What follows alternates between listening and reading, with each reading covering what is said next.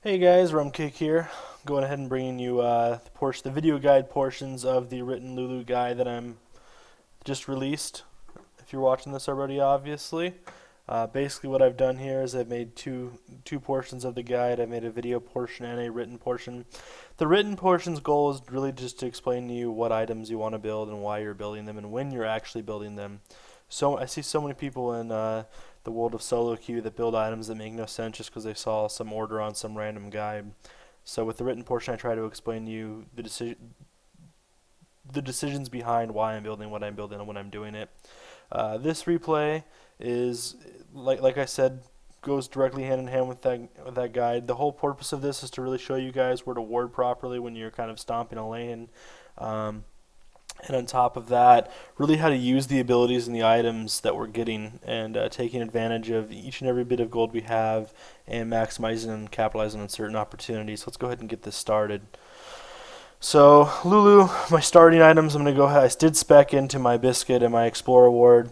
Now I'm going to go ahead and grab just two regular sight wards and one vision ward here, as well as 2 health pots and a fairy charm. Now the reason I get 2 health pots and don't get 2 pinks on LuLu is because I don't have an actual heal. Without that heal, you need to have some kind of sustain in lane aside from all the damage you have, especially when you're against a super strong all-in lane like we are.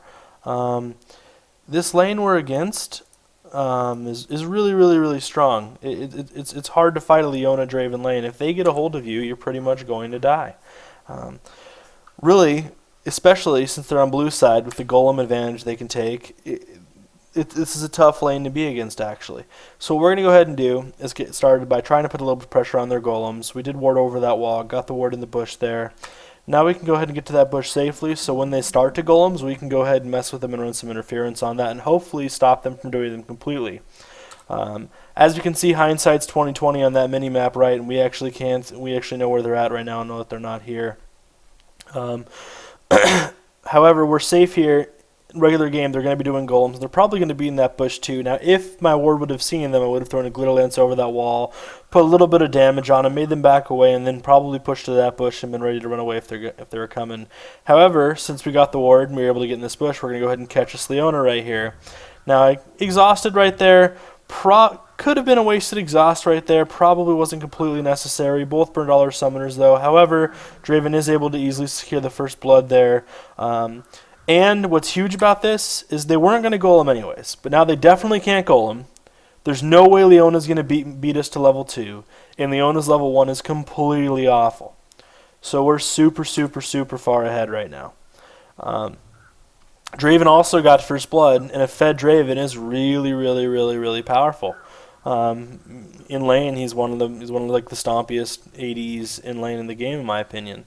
Now we're going to go ahead and get our wards down. Now, normally, coming through this direction right here would be really, really bad. Because if you get caught by some random level 2 gank, by really the support's warding there, and she's able to flash on you and stun me, and Graves is able to follow it up. There's so many things that can kill you here. So normally you want to, after you do your leash here, you want to come around through this way and come around the proper way, right? No need to be greedy, really. However, because we know Leona was dead, there's no way she's back already, there's no way she can catch me. We're able to come through here and get these wards down. So now we're go ahead and warding. Go ahead and drop our pink there. Now, really key things, and I'll go over a lot of this ward, is vision control and ward control. Now that we're already kind of ahead, we want to continue to get further and further ahead by controlling the map and what we can see. And the vision is basically how you do that in lane. We know where their jungler is. We know when he's coming. We know when Leona's going to camp in this bush, so when she tries to jump on us at level 2. Let me go over my ward placements a little bit now. I like this ward spot. You can this is basically where I would recommend warding for sure in the river. The obvious reason is the simple fact that you're going to have plenty of time to see their jungler coming in for a gank the river. Got to have the try warded, which I pink so I can go and cancel their try so we can keep vision of that and they can't have it. Just in case their mid doesn't ward the race like he's supposed to, then our jungler can come through here and through there and get a real good flank on them. Now, here's the thing. I see a lot of supports in solo queue that don't know what they're doing. Maybe people that don't actually main support ward this bush. This is like the worst possible ward spot you can do in lane. All that's going to happen there, like 85 to 90% of the time, is you're going to just watch their jungler and get there before he kills you. There's not enough time to get away the majority of the places you're going to be in your lane if this bush is where your ward is. Definitely ward further up in the river. Be safe. Allow your lane to be safe and control and just not feed. Wards will really stop you from feeding a lot and will stop your teammates from feeding as well. So just make sure you have good ward coverage on the map. Now I'm going to go ahead and come up here to kill this ward, it looks like. Oh, nope, I decided to turn around. Now the reason I turned around there and the reason that was actually good to not just go jump on that ward there right away, for one is we know that ward's there. Our jungler's not going to be coming there soon. He's at our red. We know what's going on. Killing that ward right now, it's like, yeah, it would be nice. It makes him a little more scared. But at the same time, look at all this XP. I can't miss out on this XP. I want to hit my level 2 advantage as fast as possible so we can do something. Especially since Leona's behind. Because if we both beat Leona to level 2 and she can't jump on us, we can do so much more poke and harass and be just completely safe. Now I'm pausing the game, getting back to it. So now, main thing we want to have is lane presence. I'm further back from my AD than I need to be here. I should be poking every time I have Glitter Lance up, basically. Just kind of zoning this Graves, because I can zone them pretty hard, again, because Leona can't come on me. She has no E, she's only level 1. Her Q is worthless right now, because I'm ranged, she's not. So basically, I can just go ahead and zone them as much as I possibly can, the best I can, and put as much damage on them as possible. So by the time Leona does hit 2, by the time Leona does want to all in with Graves, one of them will be so low, the Graves, that he won't be able to follow up on that anyways. Right there, I took a little too much damage from minions there. I didn't need to quite get that low. However, still, Graves is getting low enough to where if he jumps in with the Leona right here, Draven will probably just smash him. Draven has full health, full summoners, everything right now. So this puts us in a much better situation than he is. When I say full summoners, he probably just has his barrier up right now, I think. Or no, his cleanse. Yeah, and he's good. So again, we're just going to go ahead and continue to poke here. We hit level 3. Now Leona's level 2, so you have to be a little more careful. But really, there's not much she can do here. We're pretty far ahead. We're going to go ahead and kill this ward now as well. Come right back in the lane. Now, the reason we were able to kill that ward right there is because we're already shoved far enough to where we really didn't have to leave the lane too much, right? We're safe. We're close enough to our AD. We're still going to get that XP. And we're able to poke as much as we possibly can here as well. That was a safe, solid time to kill the ward. Now, Draven's fine. We came around that way just because the reason I went around that way is because if I would have came through here, the odds of Leona jumping on me are pretty decent. Don't really want to fight that close in the turret because all that's going to happen is a trade there. And we'll probably win the trade, but I'm probably going to take some damage there. And my flash is down. I don't really want to fight without a flash and get caught like that because there is a slight chance I could die even with a polymorph on someone. The other huge advantage to LuLu is if Leona does decide to jump on someone, you can W the AD. So looks like Graves just decided to man fight a Draven. That's never going to be good when he was already poked down that much. The reason that fight went so huge in Draven's favor though, and he only has half health, is because of how much poke we were able to put on him already. That's huge. But the huge advantage to LuLu though is that with her W, when Leona comes in, she's going to E onto someone, she's going to drop her stun. Graves is going to dash in and jump on your ADC if it happens properly. So basically they're not going to focus you, they're going to focus your ADC if they can get a hold of him. With LuLu though, you can sit there, you can W their Graves, and the only damage that your Draven's really going to take is going to be from the Leona, and that's totally manageable damage. You're totally fine there. Now their lane's completely shoved, Graves lost more XP, Draven's backing with 2 kills. Like, we're so far ahead right now. Draven's going to have a huge item advantage over him. I mean, everything about this is just going well in lane for us right now. We've had good wards. We've had their lane bush warded. Our ward dragon expired. That's pretty much... You never want to let your wards expire, per se. You always want to be able to have your wards down at all times. That way you're always safe, and it helps your team stay safe as well. Now, I'm going to pause here and talk about something. Generally, in more organized play, higher ELO play, or actual like real structured 5s play, you want to have your major objectives in your jungle pinked as well. Because you're going to see a lot of random fights break out at higher ELO for a blue buff, a lot of little scrimmages for a red buff. That will happen because stealing those buffs is huge. If you can have all those buffs on your team, it's a big advantage. So normally, you're going to want to have this warded as well. That way you know what's going on and know what's there. Make sure they can't have it warded. That way it's more difficult for them to make that play. However, we're going to come back here. We're going to drop this ward down. We're going to go ahead and reward this try. Now, what I'm doing here is pretty risky because I know they're here and I know where my Draven's at. However, My Draven's going to be able to get there and react if I do get jumped on, so it's not necessarily bad. Especially since we know no one's coming up the river right now as well. Now again, we're back in lane. Now what we're going to want to do here is just going to continue to poke the best we can. We already have Graves down pretty much to the point where he can't, they can't just fight us now. Graves is going to get smashed. So we can just keep poking him and keep putting Draven further and further ahead. I go ahead and burn my exhaust there, trying to get this kill for our Draven. Now, pausing it right here. That exhaust and everything I just burned there, not necessarily a waste. I just burned both my summoners because Graves is already way behind. He's behind in CS. He's behind 2 kills. He's behind in XP. He's behind a level. He's super far behind. What that flash and exhaust and Glitterlance just did is it means he has to back, or we can freeze lane and we're going to zone him super hard. He has to back and heal and be even more behind in XP, and we can shove the lane and cause him to miss XP, or he can try to stay, fight, and die. So no matter what, he has to make a tough decision. He really should be running back right now and backing. However, if he chooses to stick around, he's going to get stomped, and that's what he does. He chooses to stick around and gets killed by Draven's Bleed. Solid play there by the Draven as well again.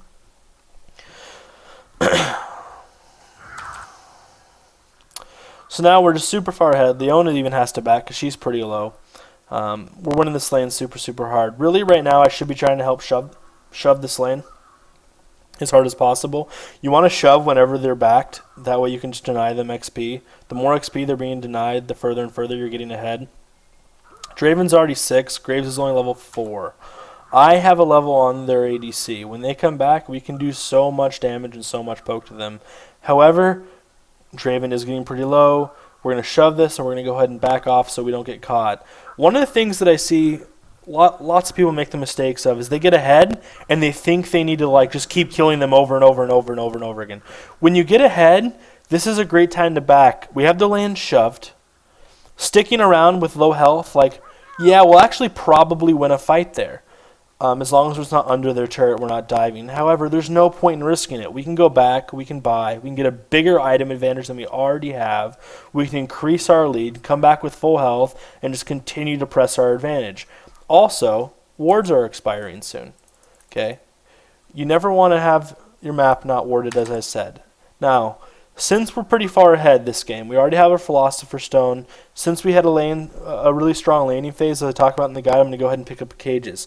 Also, pink wards. When you're this far ahead, you want to stay ahead. The easiest way to do that is to keep control of the map vision. They can't have presence in lane if they don't know where your jungler is and where your mid is. If you can kill all their wards and not allow them to have any wards, they have. If they play smart, they're playing like you are right on top of them. That being said, they can't do anything. They're going to be zoning themselves just by not having vision of the map. So we're going to go ahead and make sure they don't have any wards in the map. Now we know they have nothing really effective. They could have that bush warded, but again, that's an ineffective place to ward. So we're not worried about pinking that. And again, we're just allowing ourselves to stay further and further and further ahead with that vision. Zin does come down here. He doesn't. I don't think he's going to come in, though, it looks like. He knows he didn't have it warded. He probably could have made a play here. I'm trying to basically right now, what I'm doing here, just so you guys know, is that since Zin I knew was here, the last few seconds you saw me come up really farther than I normally would. But I'm trying to bait them. However, I made that pretty obvious, I think, especially since they have no wards. They couldn't even come on me. Now, this is also the advantage of them having wards, though. If they would have had a ward there, they would have ran back faster, for one. If they would have had a ward there, and Zin wasn't there, they would have definitely jumped on me and tried to get that kill on me since I'm not 6 and I don't have my ultimate. Granted, they don't either. One of them would probably die, but it makes it more, they have more of a higher incentive. But if they don't have a ward there and they don't know where Zin is, they don't see him anywhere else, they really can't even jump on me even if they want to with how fed Draven is, how far they're behind him without knowing where Zin is. However, Mummy's on his way, and now it looks like try to make a play on this because of how I was baiting there. And he's going to get jumped on right there by Xin Zhao. They're going to go ahead and jump on our ADC. As again, we're going to talk about using that W. We went ahead, W'd Leona, got her off of our ADC as quickly as possible. Now, if they choose to dive here, Draven is so fed they're going to just get slapped. Now, Amumu does choose to dive. I would imagine here's going to come the Amumu ult, and we're probably going to kill him here and get Draven another kill, I would imagine. because that's a really risky dive, and we do. Yep. Now, I ran a little farther back than I needed to there. I should be able to put my picks on someone here and land a glitter lance. Went ahead and secured another kill, though. Did burn the ultimate for another kill, though, which is totally worth it. An ult's always worth a kill as a support, especially when you're getting your Draven more and more fed. Your AD cares all that matters. That was a little bit of a greedy glitter lance. We probably could have just sped the Draven up and let him jump in there and get the kill, but I wanted to tank that first shot of the tower if I could. That way we can keep him safe. Everything's going pretty well right here. We still have our ultimate up. We haven't even burned that yet. Didn't need it yet. Really, we could have burnt it in that fight, but it wasn't necessary. Now here, that was a wasted ult by me. I knew that was going to come here. I wasted that ult. Now the reason I did that was my Draven had taken a little bit of damage. I thought he was going to land that ability. I thought he was going to take a tower shot. In hindsight, though, and what I actually learned from this replay myself is you don't need to ult until he's already until you can literally watch the tower start to shoot him and catch him with the ult before it even hits him. And the only reason I'm ulting him there is so I can make sure he safely secures a kill no matter what. We know their Moon's not here, we know their Leona's here, but I don't want anything weird to happen to him to take an extra turret shot and die or something funky. And I can't take any turret aggro at all for him because I'm so low. So that's why I ulted him there. It was a wasted ult though, and yeah, he missed the ability there, but it's really not that big of a deal. He's been playing a really solid game, and it was a little out of range. Zolar would have landed successfully, so it's all good. Now, here, we're probably not going to push this tower. Yeah, we're not going to. Reason being is we want it's like 10 minutes in right now. We want this laning phase to keep going. That way, Graves can't safely farm and freeze lane somewhere back here. He still has to come in the lane with us now, and the laning phase is not going well for him. We just want to keep setting him further and further behind and putting him in dangerous situations. Now, in order to do that, we're going to buy more pink wards, get our cages, get a little more damage to their poke, get more pink wards to reinsure again that they don't have vision of the map, set them further and further behind so they can't push out, and if they do push out, it's dangerous. So this is really the ideal situation. Their tower's not dead. They can't do anything about it. They have to stay in a lane because that's where the creeps are going to be fighting because their tower is still up. And we're just going to force them into more fights with this Draven. Now again, catching Leona in the early game was huge. That ward we landed was big, and getting in that bush to go try to mess with their golems ended up really paying off. You can't just face check that bush though without like 5 people, 3 or 4 people. It's really dangerous. I go ahead and get caught here. Muma's going to jump on me, it looks like. Yeah, I should be able to flash out and W and get up. Muma wastes his ult because I had flash and W up. Draven comes in. Graves tried to react. Draven went ahead and killed him because he's so far ahead. He has 6 kills now.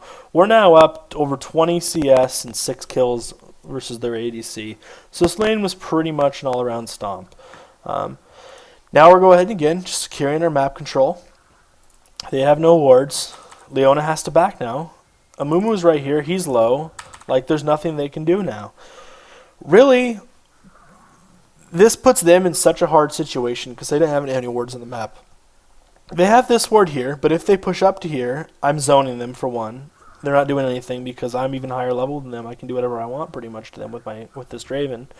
And on top of that, like, they can't do anything. They're just being denied experience forever. Like, we still probably aren't even going to push this tower.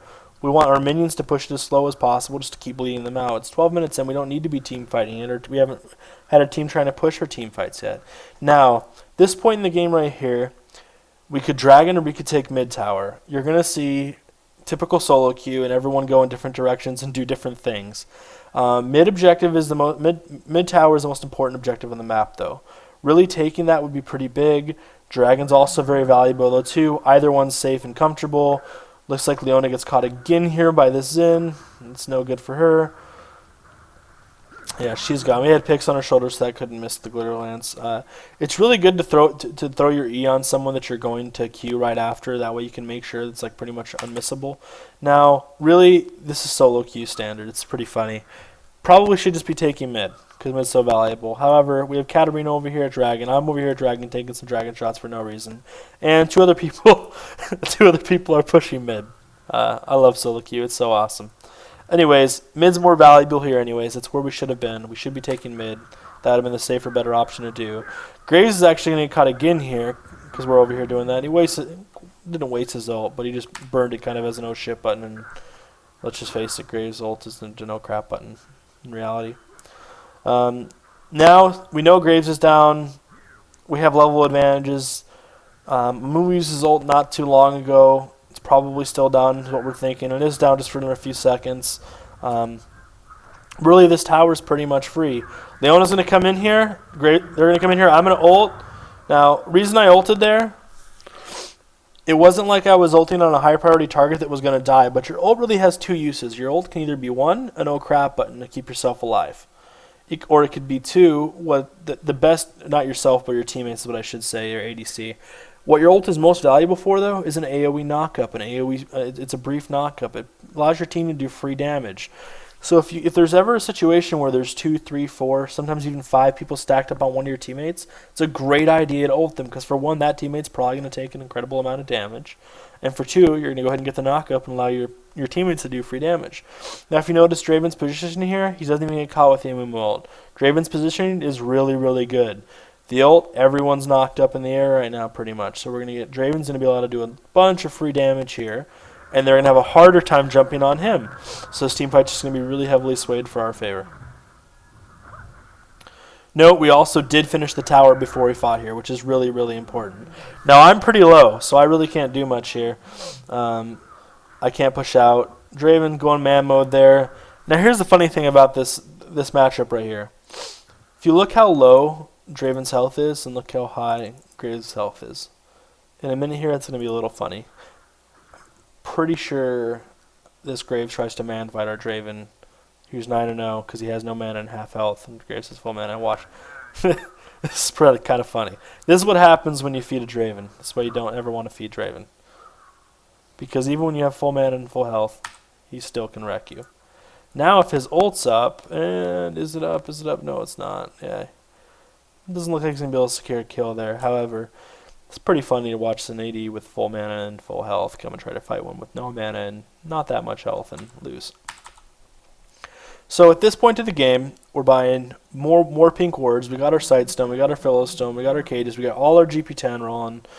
We don't quite have a Ruby Sightstone yet, but we probably could have got there, but instead we bought more pink wards. Again, we're buying pink wards to control the vision of the map. There's no reason to give them any breaks here. We should keep controlling the vision, keep controlling the pace of the fight. Our minions took tower here. We just want to keep our presence up. That's really important here. Now, you also need extra wards when their tower's down, so you can go ahead and farm safely. Notice these ward placements. These wards are huge because that means we now know where they are in their jungle. I'm going to pause again and talk about this real quick. I don't like this ward so much. This is a good ward. Nowadays, though, I'm warding here, here, and here when we have that tower taken. That way, no matter what, I can see who is coming and where they're coming from fast enough to get away. You don't want to have wards in random places that are just going to help yourselves get caught and make you feel safer than you should. Okay? So we have their whole jungle warded pretty much on our side of the map. We have good ward control, good vision. It just allows us to get further and further ahead like that.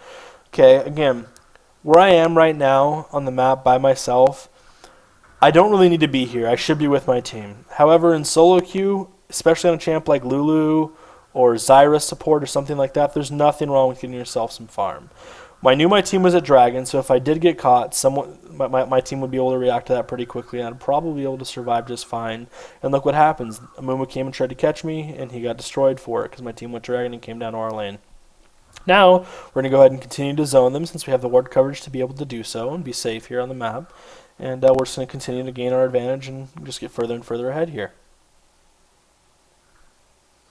Leona really can't do anything. Graves really can't do anything. I mean, it's a level 8 Graves versus a level 11 Draven. Now, we do have a Swain incoming here, which means we got to get out because we don't want to fight 3v2 ever. Fighting 3v2 is dangerous. However, now Zin's going to show up. And since we know Zin's going to show up, we might get a little more frisky here with them and try to push something here, make something happen. And that is what happens here. We go ahead and land our Glitter Lance there. We go ahead and ult on the Swain so he can't jump in all the way. Keep our ADC safe. Our ADC has good positioning here.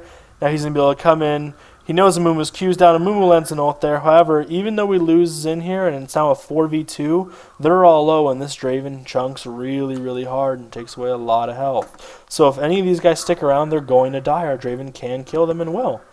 As Graves falls right there and his team is unable to help him follow up. go ahead and do cast our W on him, and then try to, because if they would have stood there under the turret, he would have landed another kill. But they didn't. It's okay. It wasn't a waste. That was a 1-for-1 trade. Our Draven now has 10 kills and a huge CS advantage, almost 50 CS advantage actually. This game's pretty much completely over. Now, the whole reason this Amumu just died here is because, again, we have all these wards. Look at the vision. Vision is like so unbelievably important. If you have map vision, it allows you, your team and you to do so much more. So really, as a support player, make sure you're not being too greedy. Make sure you're buying those wards and make sure you're helping your team the best you can. I'm going ahead and poking this turret while he's taking golems. That's pretty much fine. Now we're going to back up and buy because we know they'll respawn. We know they're back up. No reason to stick around and risk losing our advantage, because even if we die here we can't lose our advantage, but risk letting them even remotely back in the game. We're so far ahead, let's go get further ahead. Let's go get more items. Let's go get more stuff. Let's go get more pink wards. Let's make sure we can continue to keep the advantage we have and just continue to grow and build off of that. That should be the mindset you're playing with. How can you keep growing your advantage without risking in any way, shape, or form losing or giving any of it up? You don't ever want to get this far ahead or even remotely ahead and let them back in it by making simple mistakes. Ward coverage around the map, sticking together, not running around and getting caught, and just having those solid wards allows you to do that and allows you to play safely in your lane and just keep pressing the advantage you have. Now, we did have our wards expire here, which is not the best thing. We are, however, pinking it. Really, as a support player, you should be timing your wards. You should know they'll last for 3 minutes, and you should be watching the timer, knowing when you drop them and knowing when you come back. Now, let's talk about this. So we've had so many wards in their jungle and so many wards on their map, and we've combined so many pink wards that this Leona, who is 0-4-2, who has like no items, all she has is her GP10. She is literally an entire Ruby Sightstone behind me and boots. And levels on top of that, I believe. What level am I here? Yeah, I'm a level ahead of her. She had to buy an Oracles because of how solid the ward coverage has been. As Leona, it really stinks to have to buy that Oracles because you have nothing. You're behind in every way, shape, or form. You're already behind items to me. You're putting yourself further behind in lane, but you have to buy that. If she doesn't have that, they're going to continue to get stomped on and not able to roam anywhere. She needs to clear up the vision we have of her jungle, but it puts her at even further disadvantage. And Draven is able to get another kill here as we're talking about that. So now we know she has an Oracles. Buying pink wards now, still important thing to do for things like Dragon, but rather use my Sightstone now than buy pink wards and let her kill them with her Oracles until we pick her off. However, now that we know she has an Oracle, she becomes a little bit of a more high priority target as well. Because as soon as we kill her, that's a wasted 400 gold.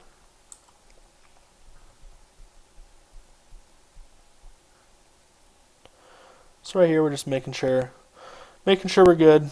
Now, Leona's sitting in this bush. The reason she can sit in that one particular bush is because she knows there's no way we have that warded. So Zen's coming down. Cat's pushing up. We're split pushing hard. Jax is fine. Everything's good. We're going to go ahead and take this tower. Now, again, my tower, or our tower, is barely taking much damage, and we've already taken there too, and we're perfectly fine here. Excuse me. They had to react and head over towards their middle because Cat was pushing there. We're able to take that. We see Zin's in a fight here. We're going to go ahead and make sure everyone stays alive here. Land this. Go ahead and ult there. Ult myself, and the reason I ulted myself there was just to secure the stuns and make sure we can land the stun. Zin's able to get out when we do knock them up. He's able to do some damage there. Katarina is able to jump on this Leona again here, and we're just continuing to press our advantage. Now, Draven can dive like crazy here. That Graves is so squishy now. Now, he does get stuck in the tower here, which does stink a little bit, but still, he's going to be okay. He's going to be able to get out. Remember with the recent patch how hard towers hit and how quickly it scales. You don't want to take more than 2 tower shots. You don't really want to take tower shots often if you can ever, but they start to hit really, really hard really soon. So that could have been dangerous there for him, but it ended up working out just fine. Now, because of that, we just drew everyone bot, and because we did so much damage bot, Jax is able to shove up here even more. Like, this game is just completely snowballing pretty much from how dominated our lane got. Now, granted, Cat did win her lane, and Jax did win his lane as well. But we drew their jungler bot so many times, And if he doesn't come in bot, they're continuing to die. If he goes other places, bot's getting snowballed even more. We're shoving bot so hard that it allows our other lanes to shove even harder. And just continue to split push like that. So far, this game's going really, really well. I'm sure this game's actually going to be a surrender vote really, really quickly here. And yeah, it is. It's actually only another few seconds long, it looks like. So for the most part, guys, I just want to tell you thank you for watching this guide. I really hope you enjoyed it. I will be publishing a second version, or a second video, I should say, as well, to go along with it. The second video is not quite of a snowball to the lane. It's a little more even matched up, and it's against a cheesier matchup, too, I think, in lane. And I hope you guys enjoyed, and I hope everyone benefits from it. Good luck.